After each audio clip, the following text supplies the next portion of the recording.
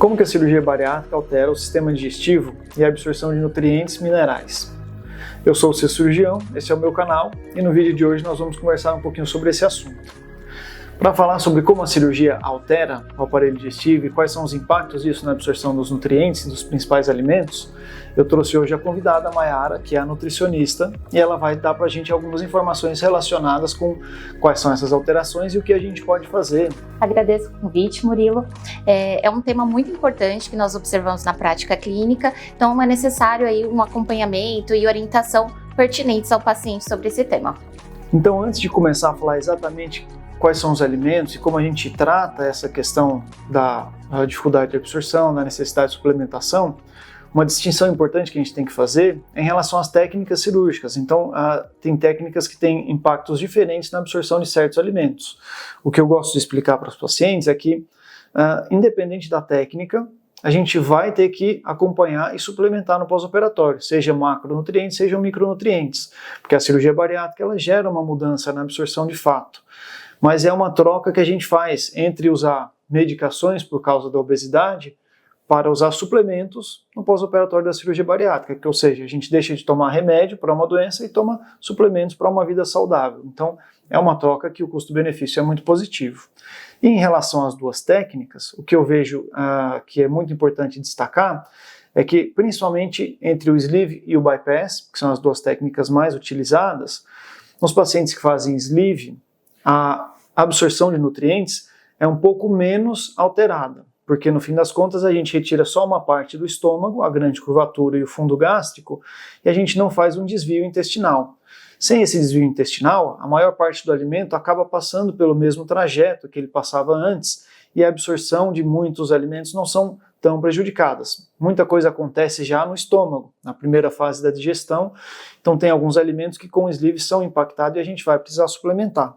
Porém, esse impacto no bypass, ele é mais pronunciado, porque quando a gente faz aquele desvio intestinal, a gente tem um estômago bem pequenininho e o alimento já cai dali direto para o intestino mais distal. Então a gente pula aquela porção do duodeno, que é aquela porção da primeira parte do intestino delgado, que existe a absorção de outros alimentos, e existe também a secreção das enzimas pancreáticas e enzimas digestivas.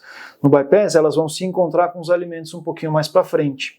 Então o impacto na desabsorção, na lentificação e na dificuldade de absorção de algumas vitaminas, minerais e alguns macronutrientes é maior no bypass, tá? O que não significa que não é também facilmente tratável e facilmente suplementado, tá?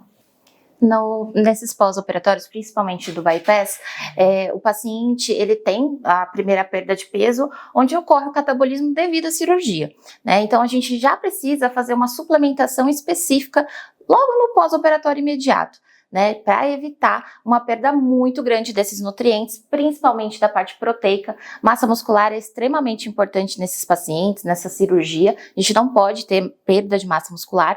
Então, são dois pontos bem importantes no pós-operatório: suplementação proteica e suplementação de multivitaminas. Então, assim, acho que é importante esse paciente fez a cirurgia já ter esse acompanhamento de primeira mão com a nutricionista para fazer essa personalização de suplementação. Como o Murilo disse, então a gente tem algumas situações específicas, pacientes idosos, a gente precisa ter um cuidado maior em relação à proteína, principalmente, né, acima de 65 anos, é um cuidado, né, que a gente tem que ter um olhar diferenciado, e também as mulheres, por exemplo, que têm uma questão mais com a absorção do ferro, né, a partir de uma idade. Então, a gente tem algumas questões que precisam ser muito personalizadas e individualizadas após esse procedimento. Então, quando a gente fala do bypass, a nossa preocupação principal vai ser a absorção de alguns micronutrientes que a gente precisa do estômago e do duodeno para absorver. Então, principalmente o ferro, principalmente vitamina B12 e principalmente a ingesta adequada de proteína. Sim. Quando a gente vai falar do sleeve, a gente vai falar de uma forma mais geral, sobre todos os macro e micronutrientes, e a gente suplementar para evitar de fato a perda de peso e a má absorção que acontece nesse primeiro período do pós-operatório, em que o paciente está num catabolismo muito grande, ele está numa perda de peso muito grande. Então a gente vê que o impacto, às vezes, nesse momento inicial, e a gente gosta de dividir da parte nutricional também, a questão do pós-operatório mais precoce e do pós-operatório mais tardio. Nesse pós-operatório mais precoce é importante, e eu acho que é super legal como a gente costuma cuidar dos pacientes, já preparar ele antes da cirurgia para como ele vai ter que se comportar depois da cirurgia.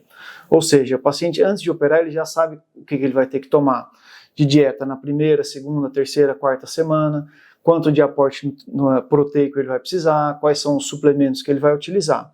Para quê? Para a gente evitar o impacto do catabolismo no metabolismo desse paciente durante a perda de peso mais aguda, que é esse momento inicial. Se a gente não faz essa reposição, a gente aumenta o risco de ter efeitos colaterais da cirurgia nesse primeiro momento, que é, por exemplo, a queda de cabelo, ou uma fragilidade capilar, então às vezes a pessoa percebe que tem alguns roxos que não tinha antes, uma baixa disposição de energia, uma baixa disposição, um pouco de anemia, pode evoluir no pós-operatório, então essas coisas a gente consegue cuidar muito bem, fazendo uma reposição de ferro adequada, atingindo metas proteicas, seja com suplemento, seja com alimentação. Eu acho que no momento inicial, mais com a suplementação do que com a alimentação. Isso. As primeiras semanas, a dieta é muito restrita, então a suplementação vai ter um efeito muito melhor nesse sentido, porque o paciente não consegue atingir essa parte de proteína, principalmente, né? Então, a suplementação no pós-imediato, ela tem esse papel, né, de suprir esse ponto. No tardio, com a dieta saudável, personalizada, eu gosto muito de falar isso, porque não tem mágica, não tem dieta igual para todo mundo, então a gente precisa que o paciente faça um acompanhamento a longo prazo, repita exames, né, para a gente saber, de repente, a vitamina D está um pouco mais baixa, a B12 está ok, então onde eu vou intervir com a alimentação e onde eu vou continuar com a suplementação. Então existem essas duas diferenças, né, no pós-imediato a gente precisa trabalhar uma suplementação específica e um pouco maior, e aí, no tardio, a gente acaba acompanhando junto com a alimentação. Importante que esse paciente se lembre que a bariátrica é um procedimento, mas a alimentação, ela vai ter que ser uma mudança a longo prazo, né? Então, a gente também já trabalha isso no pré-operatório. A gente conversa sobre todas essas fases e a mudança que precisa ser feita em relação à alimentação. E aí também, então, tratando dessa parte mais tardia, o que eu acho muito legal que a gente costuma conversar com os pacientes é que qual dieta que funciona, né? E eu brinco que todas e nenhuma. Depende de qual dieta você conseguir seguir, qual for uma dieta que se torna de fato o seu hábito. E muitas vezes o hábito de cada pessoa pode ser que tenha uma deficiência na parte alimentar do dia a dia de uma coisa ou de outra. E isso a gente vai precisar suplementar especificamente. Então tem pacientes que não toleram leite, que têm dificuldade com lactose. Então a gente talvez precise suplementar vitamina D e cálcio para esse paciente. Agora tem pacientes que gostam desse tipo de alimento e fazem uso no seu dia a dia. Então talvez esse paciente não precise de suplementação desse ponto de vista, mas às vezes tem pacientes que têm uma baixa ingesta proteica. Pacientes que a gente percebe, por exemplo, que não gostam de proteína e que é natural, é esperado, são principalmente mulheres a partir de uma certa idade, com a perimenopausa, o climatério, diminuem a vontade, o gosto por proteína, de forma geral. Naturalmente, não tem mais um desejo muito grande de comer carne, seja vermelha, carnes brancas. Então, essas pacientes que não atingem suas metas proteicas com a alimentação, apesar da alimentação poder ser super saudável, come frutas, verduras, vegetais. Então você fala, tem uma alimentação saudável, mas não atinge uma meta de um macronutriente. Então esse macronutriente especificamente a gente vai precisar suplementar. Por isso que o pós-operatório da cirurgia bariátrica é tão importante ter um segmento regular. Porque às vezes você até imagina que está fazendo tudo corretamente, mas existe uma deficiência específica que quanto antes a gente diagnosticar, mais fácil é da gente cuidar, seja suplementando um micronutriente específico, uma vitamina, um mineral, ou um macronutriente que não é do seu hábito alimentar do dia a dia, né? Isso mesmo. Então, é isso. Na nutrição, tudo depende, apesar do paciente seguir a dieta adequadamente, por conta mesmo do procedimento, existem essas possibilidades de não absorção ou desabsorção dos nutrientes, minerais e vitaminas principalmente. Então, assim, o acompanhamento nutricional, ele é, sim, muito importante. O paciente deve repetir exames e a nutricionista e o cirurgião vão discutindo ao longo, né, desse período de acompanhamento e fazendo os ajustes que forem necessários.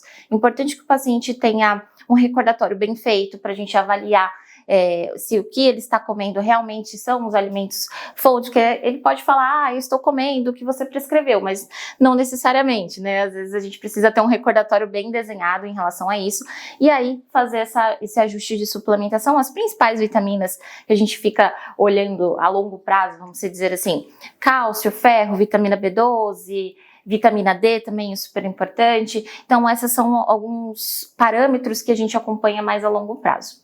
E aí, falando então também do aparelho digestivo em si, do hábito intestinal, né, do funcionamento do intestino, além dessa questão de absorção de nutrientes e minerais, o que eu percebo no pós-operatório é que pacientes que fazem bypass e às vezes tem até uma constipação intestinal acabam melhorando o hábito intestinal, acabam se regularizando, e no sleeve é a mesma coisa. É muito incomum a gente ver um impacto no hábito intestinal para pior da cirurgia bariátrica, tá? O mais comum é que pacientes que às vezes têm um hábito irregular ou um hábito mais constipado acabam ficando com um hábito intestinal um pouquinho mais regular, um funcionamento mais regular, se a cirurgia foi tecnicamente feita de uma maneira correta. Isso acontece porque o paciente já é acompanhado, né, no pós-operatório com as mudanças na alimentação, e não só a suplementação das vitaminas, minerais e proteínas, às vezes com a alimentação com os prebióticos, a própria fibra, né, que a gente acaba tendo uma atenção bem especial e é super importante para modular, né, o funcionamento do intestino, e às vezes alguns pacientes também se beneficiam quando a gente faz a suplementação de probióticos. Então, assim, nesse pós-operatório, o paciente já com os hábitos mais saudáveis, alimentação equilibrada, fonte de fibras, prebióticos, a gente já consegue um funcionamento intestinal bem mais regular do que ele tinha anteriormente. E isso a gente percebe que tem um impacto em comorbidades além do que a gente imagina na cirurgia bariátrica, né?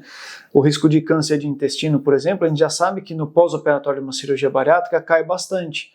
Por um lado, pela questão da diminuição do peso, a obesidade por si só é inflamatória e aumenta o risco de vários tipos de câncer, mas também pela adequação que faz na alimentação, com a suplementação de fibras, com a suplementação de pré-bióticos e probióticos, como a Mayara falou. Então o impacto é muito amplo. Isso, no fim das contas, vai se tornar o hábito do paciente. O paciente vai se acostumar com aquela alimentação saudável, não vai ser um esforço, né? Porque ele vai estar mais saudável, mais magro, com o intestino funcionando melhor, se alimentando adequadamente, só tem benefício. Só tem benefícios.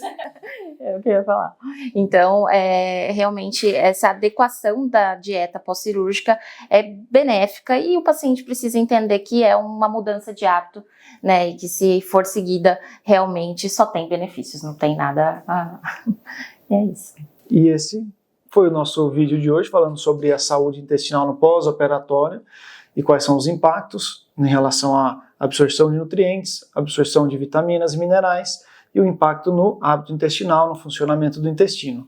Se você gostou desse assunto e gostou de ter a nossa convidada nutricionista Mayara também no canal, deixe seus comentários, mande suas dúvidas e se inscreva para acompanhar nossos próximos vídeos.